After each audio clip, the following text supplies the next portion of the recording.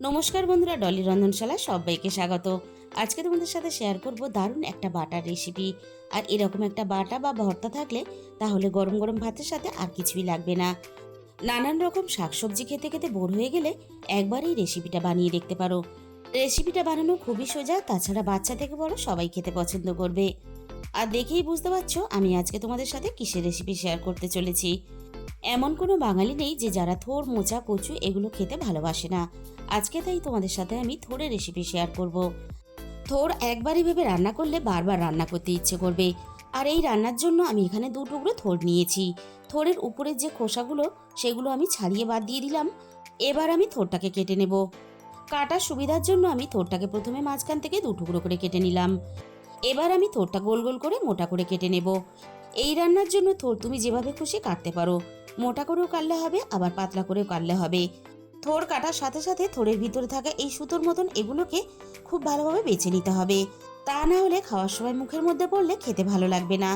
সমস্ত থোর আমি কেটে ঠিক একইভাবে পরিষ্কার করে বেছে নিয়ে সাথে সাথে আমি জলের মধ্যে ভিজিয়ে দিয়েছি, যাতে থোরটা কালো না হয়ে যায়। একটু জলের মধ্যে ভিজিয়ে রাখলে থোরের যে নিজস্ব একটা কষ থাকে সেটাও বেরিয়ে যাবে।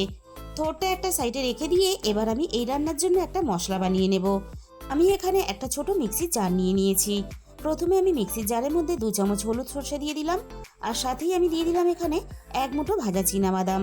এবার আমি দিয়ে দিলাম ঝালের জন্য 2 কাঁচা লঙ্কা। এবার আমি সব শেষে দিয়ে দেব অল্প একটু জল। এবার আমি সবকিছু একসাথে বেশ ভালোভাবে একটা পেস্ট বানিয়ে দেখো রেডি করে নিয়েছি। এবার আমি মশলাটা একটা সাইডে রেখে দেব, আর এই রান্নার জন্য আর কি লাগছে তোমাদের দেখিয়ে দেব। আর এই রান্নার জন্য ছোট বাটির 1 বাটি নারকেল কোড়া নিয়েছি। তাহলে চলো রেসিপিটা আমি কিভাবে বানিয়েছি এবার সেটা দেখে নেওয়া যাক। প্রথমে আমি কড়াইয়ের মধ্যে আন্দাজ মতো কিছুটা জল দিয়ে দিলাম। এবার আমি জলের মধ্যে দিয়ে দেব 1 চামচ লবণ। জলটা উষ্ণ ফুটে ওঠার সাথে সাথে আমি কেটে রাখা থোরগুলো লবণ জলের মধ্যে দিয়ে দিলাম। আর এই রান্নার জন্য থোড়ের পরিমাণটা কিন্তু একটু বেশি নিতে হবে, কারণ রান্নাটা হওয়ার পরে অনেকটাই কমে যাবে। এখানে আমি আমার প্রয়োজন মতো থোড়টা ব্যবহার করেছি। তোমাদের পরিবারের লোক সংখ্যা বুঝে থোড়ের পরিমাণটা বাড়িয়ে বা কমিয়ে নেবে। অল্প একটু হলুদের গুঁড়ো দিয়ে দিলাম। এবার আমি লবণ আর হলুদটা নাড়াচাড়া করে থোড়ের সাথে বেশ ভালোভাবে মিশিয়ে দেব। আর থোড়টা ভালোভাবে সিদ্ধ হতে দেব। 5 মিনিটের মতো আমি থোড়টা ভালোভাবে সিদ্ধ করে নিয়েছি। এবার আমি দেখে নেব থোড় ভালোভাবে সিদ্ধ হয়েছে কিনা। থোড়টা সুন্দরভাবে সিদ্ধ হয়ে গেছে। এবার আমি কড়াই থেকে নামিয়ে থোড়ের জলটা ঝরিয়ে নেব আর থোড়টাকে ভালোভাবে ঠান্ডা করে নেব। থোড়টাকে বেশ ভালোভাবে ঠান্ডা করে নিয়েছি। এবার আমি থোড়গুলো মিক্সির জারের মধ্যে দিয়ে থোড়গুলোকে ভালোভাবে পেস্ট বানিয়ে নেব। আর এই সময় কিন্তু কোনো রকম জল ব্যবহার করা যাবে না। সমস্ত থোড় আমি ঠিক একইভাবে পেস্ট করে নিয়েছি। এবার আমি থোড়টাকে বাটির মধ্যে ঢেলে নিলাম। থোড় পেস্ট করার সময় জল ব্যবহার করলে তাহলে থোড়টা অনেকটা পাতলা হয়ে যাবে, আর তার জন্য কিন্তু রান্নাটা করতে অসুবিধা হবে। থোড়টা ঠিক এরকম করে পেস্ট করে নিতে হবে। এবার আমি এটাকে একটা সাইডে রেখে আবার আমি রান্নার দিকে চলে এসেছি। কড়াইটা খুব ভালোভাবে দিয়ে পরিষ্কার করে গ্যাসের মধ্যে বসিয়ে দিয়েছি। এবার আমি কড়াইয়ের মধ্যে প্রয়োজন মতো সর্ষের তেল দিয়ে দিলাম। আর যে কোনো বাটা বা ভর্তা মানেই কিন্তু সর্ষের তেল, তাই সর্ষের তেলে রান্নাটা করার চেষ্টা করবে। তেলটা খুব ভালোভাবে গরম করে কড়াইয়ের চারিদিকে আমি লাগিয়ে দিলাম। এবার আমি তেলের মধ্যে ফোড়নে দিয়ে দিলাম 1 চামচের একটু বেশি কালো জিরে। আর কালো জিরের সাথেই আমি দিয়ে দেব একটা শুকনো লঙ্কা। এবার আমি ফোড়নটাকে নাড়াচাড়া করে কয়েক সেকেন্ড ভেজে নেব।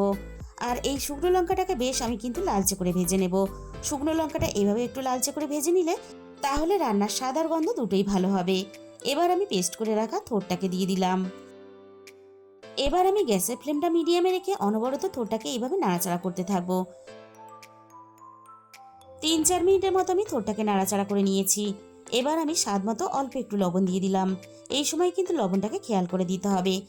থোড়ের মধ্যে এমনিতেই লবণ ভাব থাকে, আর সিদ্ধ করার সময় কিন্তু আমরা লবণ দিয়েছিলাম, তাই এই সময় লবণের পরিমাণটা একটু বুঝিয়ে দিতে হবে।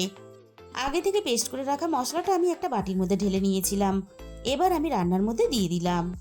মশলার সাথে মিক্সির বাটি দিয়ে আমি অল্প একটু জল মিশিয়ে দিয়েছিলাম। এক্সট্রা যে জলটা আমি রান্নাতে ব্যবহার করলাম, এইভাবে অনবরত নাড়াচাড়া করার সাথে সাথে আমি জলটাকে টানিয়ে নেব। আর এইভাবে কিন্তু অনবরত নাড়াচাড়া করে রান্নাটা করতে হবে, তা না হলে কড়াইয়ের তলায় লেগে গিয়ে পুড়ে যেতে পারে। এবার আমি স্বাদমতো 1 চামচ চিনি দিয়ে দিলাম। আর চিনিটা কিন্তু অবশ্যই রান্নাতে ব্যবহার করবে, তবেই কিন্তু রান্নার স্বাদের ব্যালেন্সটা ঠিক থাকবে, আর তার জন্য রান্নাটা খেতে ভালো লাগবে। আর দেখো রান্নাটা অনেকটাই শুকনো শুকনো হয়ে এসেছে। এবারে আমি কোরানো নারকেলটাকে দিয়ে দিলাম। এবার আমি নারকেলটাকে নাড়াচাড়া করে ভালোভাবে মিশিয়ে দেব। বন্ধুরা, তোমরা যদি এইভাবে রান্না করে কখনো থোর না থাকো, তাহলে কিন্তু একদিন হলেও বাড়িতে বানিয়ে রেখো। যে থোর একেবারেই খেতে চায় না, সেও কিন্তু আঙুল চেটে খাবে। থোরটা আমার প্রায় রান্না রেডি হয়ে গেছে। এবার আমি দিয়ে দিলাম এখানে 2 চামচ কাঁচা সর্ষের তেল। আর এই কাঁচা সর্ষের তেলটা দেওয়ার জন্য রান্নার স্বাদ কিন্তু দ্বিগুণ বেশি বেড়ে গেল। আমার মুখের কথায় নয়, তোমরা নিজেরা যখন রান্নাটা করবে তখন বুঝতে পারবে রান্নার স্বাদ কতটা ভালো হয়। গরম গরম ভাতের সাথে খাওয়ার জন্য থোর ভর্তা বা থোর বাটা আমাদের কিন্তু একেবারে রেডি হয়ে গেল। তাহলে বন্ধুরা, আজকের এই রেসিপিটা ভালো লাগলে ভিডিওতে একটা লাইক করে দিও আর নিজেদের বন্ধুদের মধ্যে শেয়ার করে দিও। আর কমেন্টের মাধ্যমে জানিও তোমাদের কেমন লাগলো। আর যে সমস্ত নতুন বন্ধুরা এখনো পর্যন্ত আমার চ্যানেলটা সাবস্ক্রাইব করনি, এরকম নতুন ঘরোয়া সহজ রেসিপি পেতে আমার চ্যানেলটা সাবস্ক্রাইব করে আমার পাশে থাকার অনুরোধ রইল। তার সাথে সাথে পাশে থাকা বেল আইকনটা ক্লিক করে অল করে দিও। তাহলে আমি যখনই কোনো নতুন রেসিপি আপলোড করব সবার আগে তোমার কাছে পৌঁছে যাবে। আর তোমাদের মূল্যবান সময় দিয়ে আমার এই রেসিপিটা শেষ পর্যন্ত এতক্ষণ সময় ধরে দেখার জন্য তোমাদের সবাইকে অসংখ্য ধন্যবাদ।